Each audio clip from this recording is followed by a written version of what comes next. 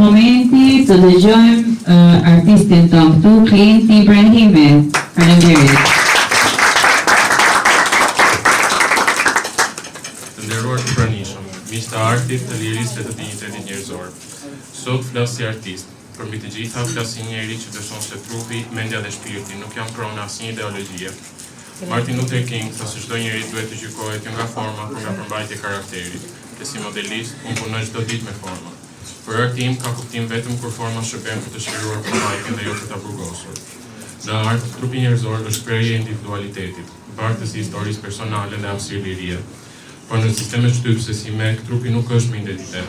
Ai kthehet në një mjet bindjeje, në objekt disipline, në simbol të nënshtimit. Kur trupi kontrollohet, mendja ndjek, dhe kur mendja kontrollohet, shpirti hesht. Një artist e di se sa bukur lind nga dallimi, nga linjat unike, nga karakteri i papërsëritshëm.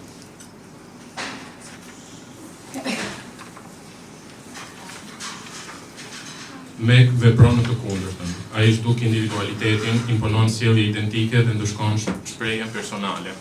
Ky është anti-art sepse është anti-njeri. Fjalimet e Martin Luther King nuk ishin vetëm politike, por ishin të ndërtuara me ritëm, figurë dhe harmoni. Ishin art moral. Ai e kuptoi se drejtësia për tu pranuar duhet dhe të ndjehet. Si artist, unë besoj se drejtësia pa ndjeshmëri është ligj i thatë. Arti ja jep zemrën drejtësisë.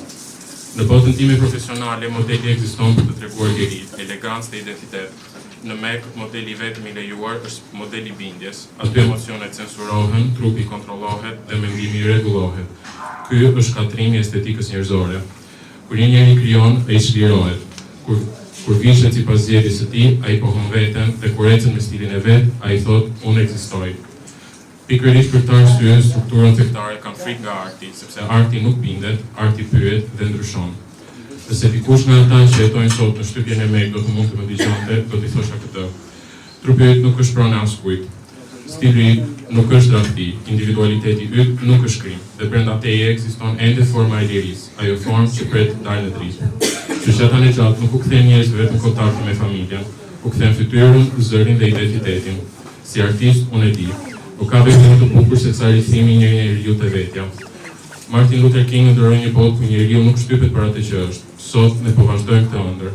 Jo me dhunë, jo me urrejtje, por me art, me zë dhe me dinjitet, sepse liria ka dhe formë, dhe ajo formë është njeriu i lirë.